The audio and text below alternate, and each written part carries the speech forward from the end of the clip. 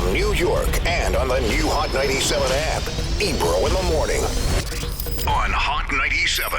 Look, man, it's Ebro in the morning, Laura Styles, Rosenberg, and look who's back. Yeah. Young Berg. Hitmaker. Wait, tell me. I'm Hitmaker. I've been that for probably 5 years now, something like that. So I didn't know that. Yeah. Until now? No, I mean I knew that that was your songwriting, but I didn't know that Young Berg is not a thing. Nah, Young Berg died so Hitmaker could live. Now tell me, and that's because that you went through a lot at that time. Yeah, I went through a lot, and I treat it like the music game. Like a lot of people just see it it's only one way to do things. I was always writing and producing my own records. So when I just felt like people didn't want the product from me, I felt like I was still making quality music. So from there, I kind of sneak attack. Changed my name to Hitmaker. My first placement that was really big was John by Rick Ross and Lil Wayne, which is Grammy nominated. Then from there, I went and did Tamar Braxton records. And then I actually said Hitmaker on DJ Infamous song with Juicy J, Jeezy, and Ludacris 5 years ago. And I was on the hook to that, and that kind of snowball effect everything. When you were an artist, right? The blogs would be all over you. You had got robbed and things had happened. Was that all just because of the flamboyant nature and the jewels? What was the animosity about? Because you weren't, even your music, from what I remember, wasn't controversial. It was just more so being a young dude with a bunch of money and not having the right OGs around you, not having the right guidance around you, and just being the boss of your own thing. So I was making irrational decisions without nobody saying, hey, I think you should rethink that, or maybe you could approach this way. That were in the media and just different things like that. And now I feel like I took all the arrows for everybody because I was the first guy when World Star was popping off and YouTube and everything was going viral, but I wouldn't change nothing because I'm here right now. What made you decide to do reality TV?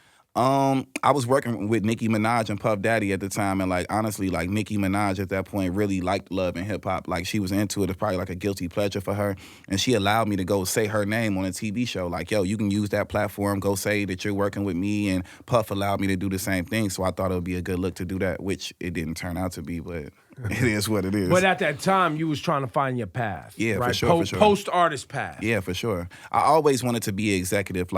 I never really wanted, I didn't want to see myself being in my 30s as a super artist or in my 40s as an artist. I always wanted to elevate and go to the next level and continue to grow with the craft, So you brought up World Star, which, now that, which there were some great things about World Star and there were some negative things that we can associate with what has become normal in culture, pulling out phones and, everybody trying to capture content and share it and, get likes and credit for, seeing something terrible potentially happen or something funny that people are entertained by.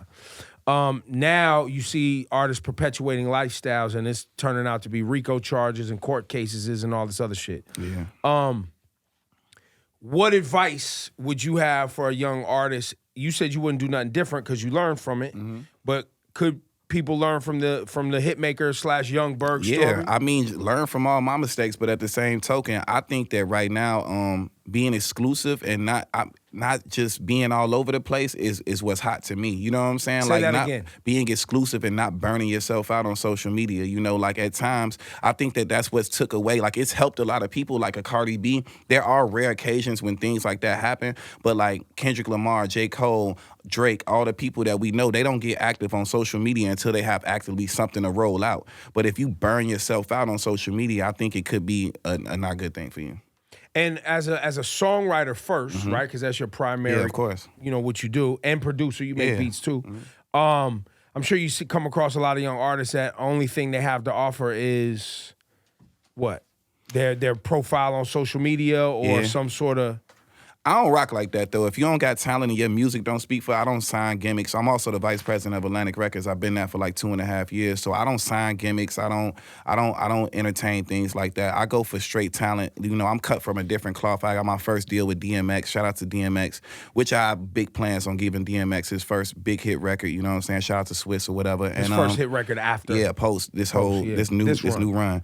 And man, I think that the best thing that you could do as an artist is just stay focused on the craft. Because if my music wasn't good, then I wouldn't be able to become Hitmaker. I've always made great music where it went gold, platinum. You guys have all played the records that I was on as an artist. But at the same token, it's been able to stand the test of time with me being here right now. What's the DMX story of him stealing a girl? Oh, What is that? so we was in Canada. Like I was a virgin at the time. We were shooting Exit Wounds, the movie with him and Steven Seagal, and like Steven Seagal had all type of. I was a virgin. How old were you? Like 15, Okay. 14. So like Steven Seagal had all type of foreign drip. We would go to his house and he would be in like Shanghai from head to toe. You know what I'm saying? So it was cool times. And then we went to a club. This is my first time actually going to an adult club at like 14, 15. We went up to like the rooftop. They gave DMX his own little rooftop situation. I ended up meeting a girl there. She was all on me on some groupie time. We got in the car. I was riding with his people, Ali at the time. It's like my first time ever like touching a vagina. The girl like put my hand there, like did a little scratch and sniff, like smell what it smelled like. You know what I'm saying? It was involved. It was involved. Sure. We get back to the hotel. I think it was called the Sutton Place Hotel. It's in Toronto, Canada. And we go upstairs. And DMX, you know, the star already exits the car. They take the star already to his room. I'm just a part of the entourage. I'm signed to him. So like, he's in the presidential suite right here, and my room is like on the side, like 2 doors down. So I'm walking up, I'm putting my key in the room, I'm about to get active with Shorty. He opened the door like, hey yo, Shorty. I'm like, me? He like, no, Shorty, I think you left your purse in here. I'm like, nigga, we just left the club. She's never been in your room ever in life. She's in my room now. And he like, no, it's in here. And then she got up off me and went right in DMX room. Never seen her again. Well, your first mistake was thinking that was actually your girl. Like, it was your possession. That was your first mistake. Big facts. But that was a great learning lesson for you. I was like 14, 15 years old. Like, I was trying to get my first piece. You know what I'm saying? You went laid down and just went right to sleep. Yo, you probably saved her from committing a crime. You know, she didn't get statutory rape charge. You can't rape the willing, I don't think, right? Well, I think statutory is Statutory, you could definitely statutory rape the willing. I wasn't telling. Wait a minute. So wait, take me back. Why were you on the set of Exit Wounds at 14, Yeah, take us 15 through years? getting signed to Who DMX. are you, man? My life story is crazy. I'm working on a documentary right now. So I started off as a young kid rapper. My demo was produced by a guy named Bugs, and then No ID, and another guy named Kanye West, which y'all know, two of them very much so. And as a young man in Chicago, you had already got on the radar of Kanye and No ID. Yep. How? Just through Bugs, because I was around a crew. Remember LEP, Infrared? Remember those guys, Yeah. street dudes back in the day? Yeah. I was like the premier artist, the young artist, a part of their crew. So I got all these different beats. Bug would get beats from Kanye West. Jesus Walks, the beat was on my demo.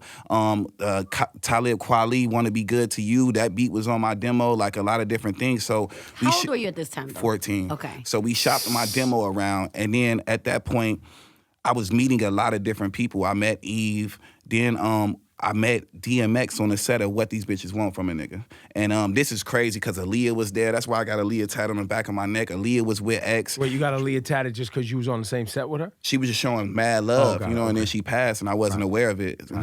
Further in the story. So, Dragon was there, all these different people was there, Kevin Lyles was there, and like I met DMX, and I went in this trailer for the first time, and he was like, all right, spit some shit for me, go ahead. And I'm like, I think I don't know if in the film with the temps, so the to the hemp. Y'all, you know, fast, like Twister, Chicago rap. He like, shorty, I don't understand what the fuck you saying. I'm like, all right. So like, I spit like 48 bars for him, and he was like, you know what? I'm gonna sign you to my label. It's not gonna be fast, but I'm gonna sign you. I leave. This in the back in the day, this was like a 3-day video shoot. So I come back to the set. They're banging my demo in the trailer. Kevin Lyles is coming up to me like, you ready? Your life is about to change.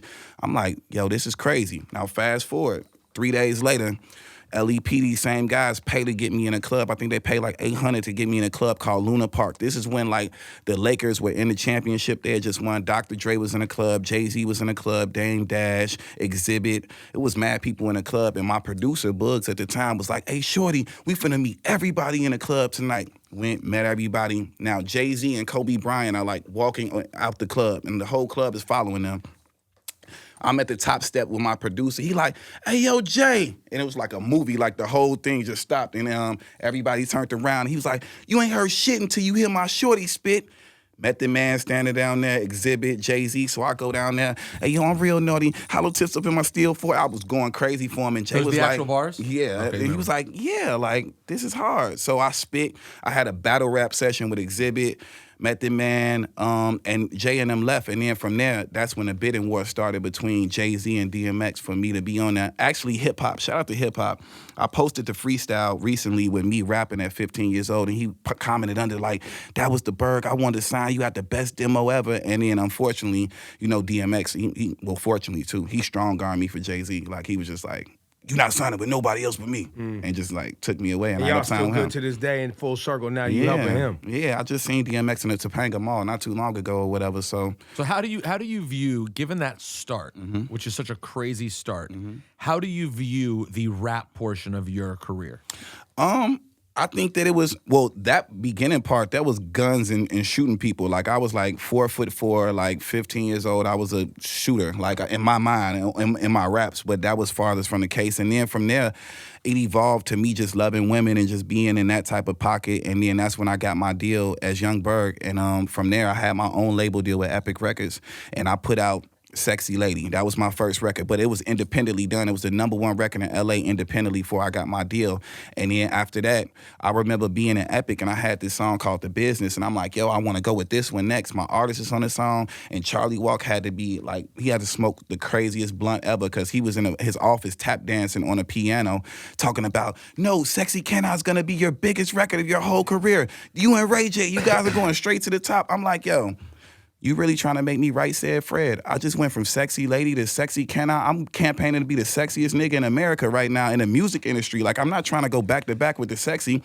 Come to find out, sold 10 million records with Ray J on that Sexy Cannot song. Biggest song of my whole career as an artist. So, but do you end up happy with how that turned out?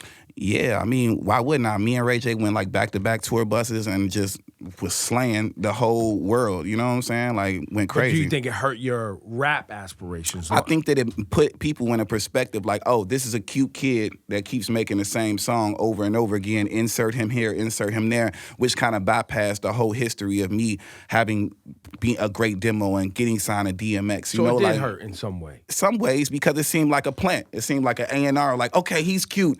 Let's keep making cute records for this kid. Well, it's hard for you to see it as hurt now because you're clearly successful. So you don't view it as hurt. You view it as a part of the journey. Everything is part of the growth. Yeah. Like, for real, in the last 14 months, I've sold 28 million records. Probably, I don't know, so many, probably like 8 #1s.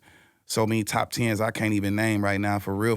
So like, as producer and co-writer. Yep. And so if I had to go through that to be vice president of Atlantic Records, I also within them 28, I've sold 15 million in the last 2 years of me being employed at Atlantic Records of songs I've co-produced and co-wrote. I was able to work with A Boogie, get him his first #1 record at radio. Look back at it. I was able to work with Meek, get his first #1 record at radio, Dangerous, featuring P&B Rock and Jeremiah. So like, everything is smooth now. So yes, you can look at it as part of the plan versus a lot of people have that happen. The rap part doesn't go the way they think, and then it all falls apart. In your case, you were able to pivot. You know what I find interesting though? So you talk about being 14, 15, talking about gun talk in your raps, and everybody around you is, you know, I'm sure they were maybe involved in that life. So our little homie could talk that talk because he just putting on a show. Fast forward to right now, and the reason I keep going back to this is because you are a young artist who was a young kid who was getting robbed and was being made a mockery of on the internet and blah, blah, blah. So much so that you had even put the name behind you and changed your name to become what you are today. And the reason I keep going back to that is because I'm hoping that people learn from what we are watching happen in public with a federal case right now of somebody perpetuating a life in music that they had no business perpetuating, or at least even went too far in believing that it was actually something. I think the real knew from the jump. Like, people like cut from your cloth, her cloth. Like, they knew what homie was from the jump. You know what I'm saying? I think that it's the kids in this streaming era and the new climate of what's going on that allow him to have that platform to do that. Like, anybody that's a real street dude can tell that. Just like how you told me, like, oh, you were rapping about guns at 14. You were around the people that may have had it, but you wasn't doing that. Right. So, like, people know. If you know, you know. Like, but kids. But I'm just saying it's dangerous if you don't know. Oh, it's dangerous regardless. Like, if you doing something that provides danger to your life to where you can have a threat from either police, you can either go to jail or die, like, you should stop doing it immediately. Yeah. Find something else to do, please.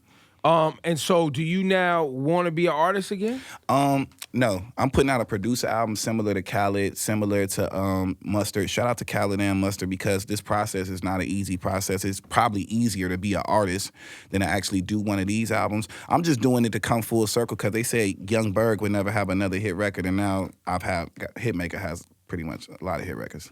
So I'm just doing it just because I can, and I want to break my artists as well. Do you still speak to No ID or Kanye? Yeah, of course. No ID in them. They always going to be a part of my career. Kanye is always going to be a part of my career. Bugs is going to forever be a part of my career. I mean, I just did Tiana Taylor's single with King Combs, and she's signed to Kanye. So we work indirectly still to this point, to this day.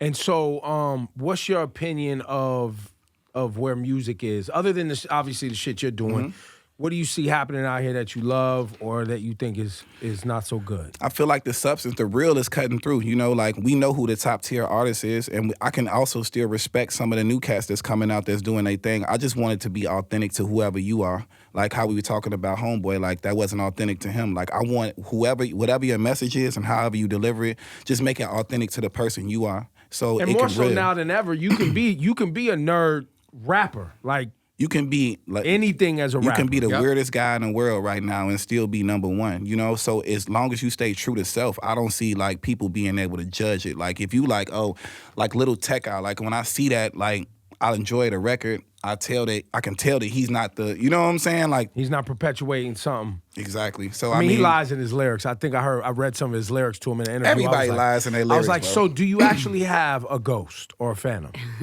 And have you had sex with a girl yet? That's cap. You know he caught I ain't trying to tell nobody business, but he caught some M's for his deal. Like a lot of M's. Oh, he got money. Like over 5. So he will have a ghost or a phantom if that's what he would like. Exactly. Yeah. Like he got it. He's only 17. He's like, no, I'm telling you, I could afford it. Yeah.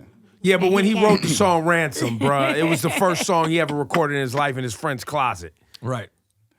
That's the beauty of it. You know, like I love that. I love that aspect that you can just go be somewhere in your friend's closet and make a record and then it go viral and then you be able to change your parents and your family's life. I love that. What I don't like is that it opens the floodgate for a bunch of BS to come out for everybody to think that, you know what I'm saying, that they can do that. His journey is not your journey, my G. You know what I'm saying? Like, you might have to go and work a little harder. It's not going to work out. Everybody from Chicago is not going to be Chief Keef. You know, you're not going to be in a living room with no shirt on. And in the long run, you may not want to be Chief Keef. Like, people's stories go different directions, right? And I'm not saying Keef won't have another big moment. Yeah. But people have highs, people have lows, people go at different paces. Not everyone's going to be Lil Nas X. Exactly. That's the game, though. I see, and that's what I want to encourage and inspire other people to do with my career. Like, this music business is not just you be an artist for the rest of your life. Like, you really can come in, be an artist, absorb it, say, okay, maybe I want to manage the artist now as I get older, or maybe I want to step behind the scenes and be an executive and actually help people change their lives. A lot of people get frustrated and they just stop doing everything when they're at a crazy moment in their career because they feel like there's no way to get back up that mountain. But if you redirect your energy and use your resources and the relationships you have, if you were a good guy, there's a possibility you could change somebody else's life. And this is a young man's sport. I'm 33. I just turned 33. I cut the lights off on that for real. I don't want to go out here and rap. You think I want to go work as hard as these niggas? Like, no, I want to go to the studio. I want to make 10 songs a night, and I want to give them to every artist in the world and be influential in their career now and sign acts and sign talent. And then ultimately be as big as Craig Cowman, L.A. Reid, Lucian Grange. Like, they got to get up. They paved the way. I'm up coming for that spot next, period. What is the most money? When was the most money you lost? Probably just going through the trials and tribulations because, you know, you can accumulate so much money. But then when you have a crazy overhead and you're taking care of a bunch of people, you can watch that money disintegrate before your eyes. Right now, I'm the richest I've ever been in my whole career. Period. Yeah. Well, now you're moving as a professional on your own. Right? Yeah, now I got the right people around. I got the right things going on. You know, investments, et cetera, et cetera. Exactly. So it's just bigger than just being a young guy gifted millions of dollars and going to buy a bunch of jewelry, cars, houses, and just more directed. What did you do to get through? Sorry, Laura. What did you do to get through the period though when Ebro brought it up earlier? There was a time when you were a bit of a punching bag. And that's hard. Yeah. Especially we were new to social media and understanding how toxic it was. Young Berg gets robbed again. Young Berg it became a bit of a punchline.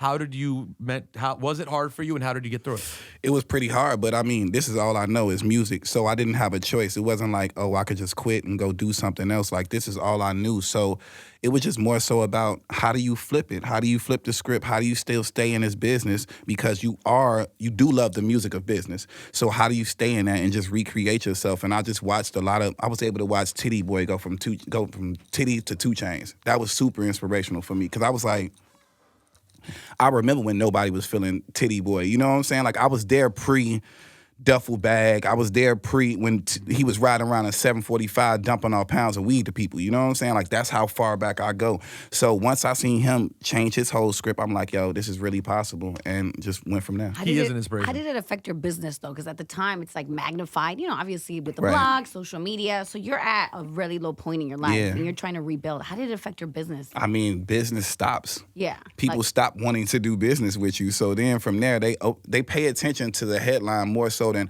what the real story is of your whole career. It's more so like, oh, this is what's popping right now. Let's put the light on that, and it's not a good look. Like, at one point, I thought I had Ebola or something like that. Like, nobody wanted to be next to me. Like, I'd be in a club, and it wasn't a good look to be next to me. And now, in 2019, I've done the same people's singles that didn't want to be next to me at this point. And you forgive them for that? Of course. I just, sprinkle a little tax on a check. You know what I'm saying? So I didn't really forgive him. I'm going to tax your ass. I mean, why not? Get a little extra. For pain and suffering. Who gave you the look? Who was the artist or A&R or producer that was That's like, yo, my man, fuck all that. Yeah, this shit is fire. Let's go. As controversial as it may sound right now, Nicki Minaj. Like, why is that controversial right now? Just because she said, like, the stigma is that she doesn't help out people when they're not necessarily in the position to help her. You know what I'm saying? Like, or she doesn't give back to people. Like, she was the first person to really put her arm around me. Like, I did a record, and I named it Nicki and Hitmaka. And I went to a studio called Glenwood Studio where she used to record. And, like, my bro was like, yo, Nicki Minaj is in the other room. I'm like, man, go tell her security I got a record for her. This before I even, like, popped off or had big records. I probably had the Tamar record and the Lil Wayne record. Before the Hitmaka run. Right. So, I don't know. They came and got me. We went over there.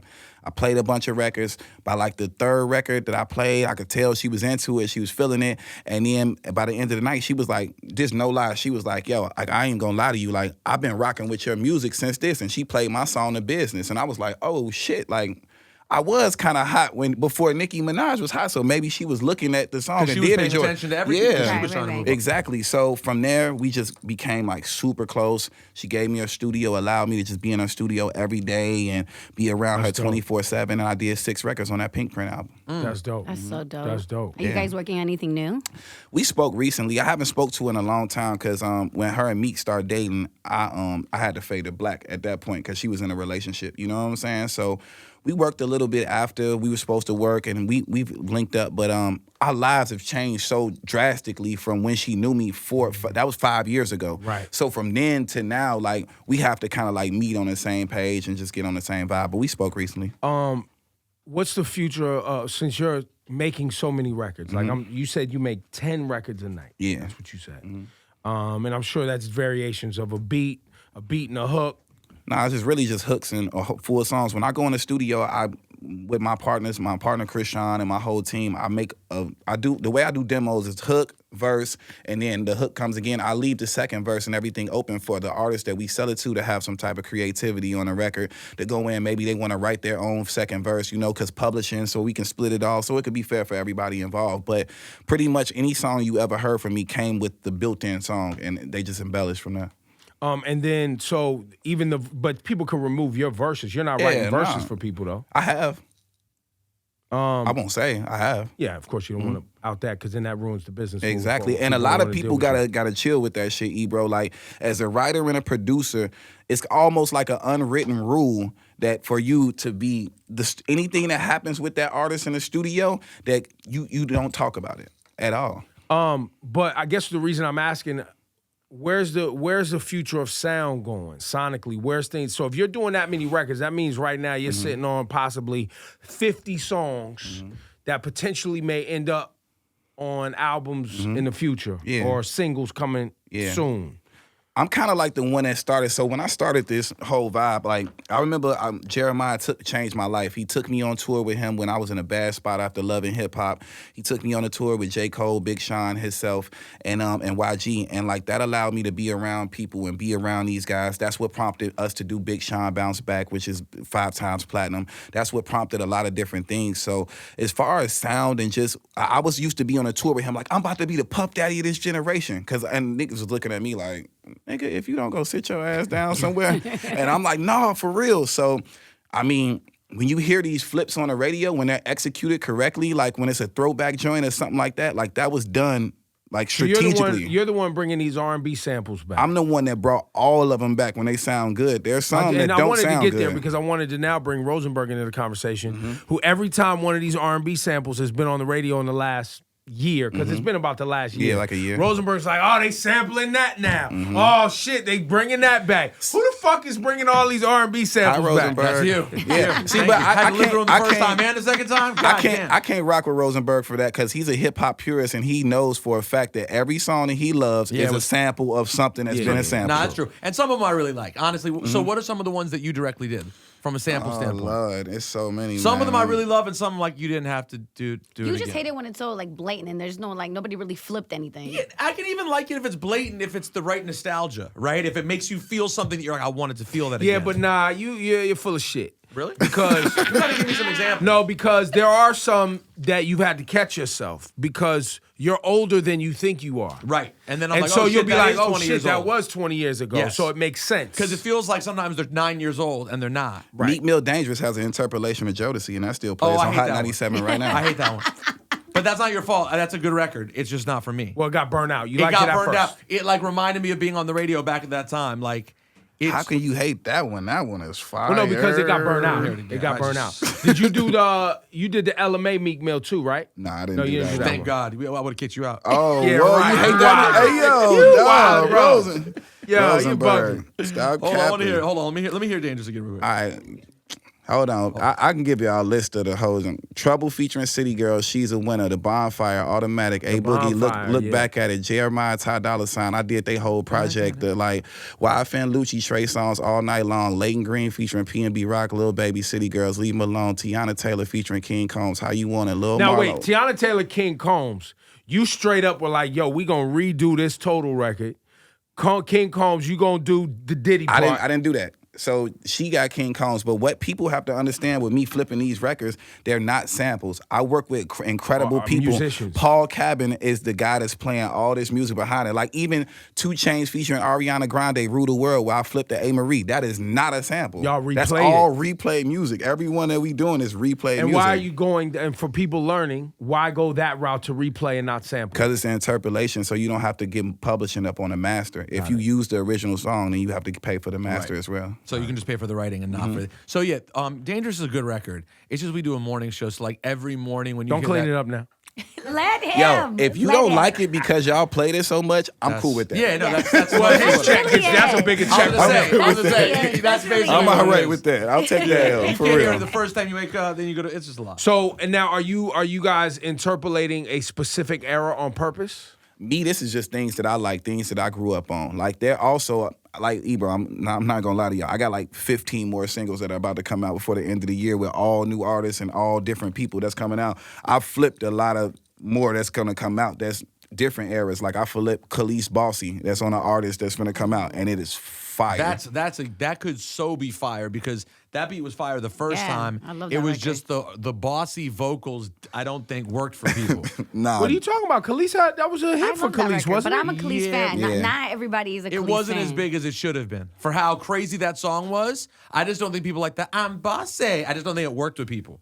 Now you hating on Khalees? Hold on. No, you want to chill. rewrite history? Like Khalees is incredibly talented. That song, people did not be like, "Oh, bossy, that's a really serious record." It's a I great thought song. it was very. I Because I just know a thought lot it of was people more who for did love girls. it. I thought it was a girl. It hit. reminds me of Sweetie My Type.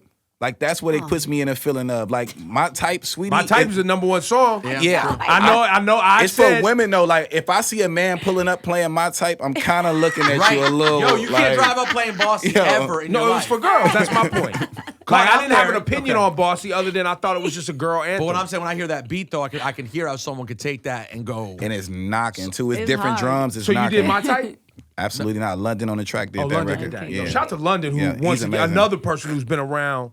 What? London been around 12 years? Yeah, he's amazing, bro. And London been ripping out here. He's amazing. Shout out to London. We got a lot of work. I mean, we did No Stylist together. I did that record for French Montana and Drake. No Stylist. I like No Stylist.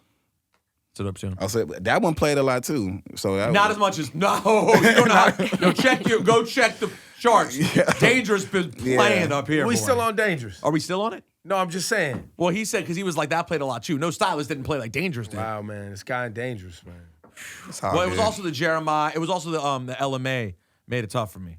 LMA was the 24/7 joint. Yeah, and what was that a play on? Beyonce sample, I think. Oh, see, that one felt new to me. The Beyonce felt like it was 5 minutes ago. Where they sample Me, Myself, and I? Yes, Me, Myself, and I felt a little too soon. I'm sorry. But how long ago was that? Maybe 14, something like that. 13 years. I got another flip. I got a few flips coming out. That are close? What about I did a Cameron Oh Boy. No, that's 20 years. And that's I flipped it. years. I made it R&B. Shout out to Trey Songz, and he has a great feature coming. Wait. Time out. That feels older to me. Cameron Oh Boy. Yep. The original sample, the original record is Just Blaze. Yes. It's originally is Mary J. Blige, I'm Going Down, right? I thought, no, it's Rolls Royce, I'm Going Down, which is the original, which was a mistake that Just Blaze made, and it turned into a perfect chop. Because something was happening when they were trying to put it in. Pause. And then, Really? Yeah, that was crazy. Grow up. That was crazy. But so you're saying now you took the Rolls Royce sample, or you took the way it was Just Blaze chopped it and wrote an R&B song on it? What are you saying to me right now? I'm saying that we're gonna talk about that a little bit later. we're gonna let it marinate. And they're 1 year apart. Oh Boy is 2002. Me, Myself, and I is 2003. See? But maybe I'll hate Oh Boy. 16 Let me hear years. it. No, 15 years. I promise you're gonna love it. It's an R&B smash, and it got a crazy. What feature artist is on it? It's Trey Songz featuring. Trey Songz featuring. Listen, man, it was great talking to you. Yeah, I man. really Man, I'm appreciate happy it. for you. I'm Yo, glad. and congrats on the producer Thank album you. too. You got a single out, Thought Box. Yeah, my single Thought Box. It features Meek Mill, A Boogie, 2 Chainz, Got a lot of YB, people and on Amir here. and Tyga, all on the record. And I would just like to say for everyone in the comments who has something negative to say about Young Berg, because that's what comments are for. This is filled with money. Well, and by the way, I asked him see why. in the back. I asked Wow. him why he's walking around with that much cash. He said he's going to the jeweler, but what's the history behind all that money? I was in Vegas and I won this money. We were just there for the writers camp. We called it the Avengers writing camp. It was me, a lady by the name of Nija, Aunt Clemens, Derek Milano, Jeremiah, London J, and like all these people I'm naming, we pretty much got the nucleus of the radio right now. Derek Milano did Hot Girl Summer with Nicki and Meg Thee Stallion. Nija did No Guidance for Chris and Drake, and then me and my crew, we probably did all the rest of them. So it was just a great time, and It turned out came good. up.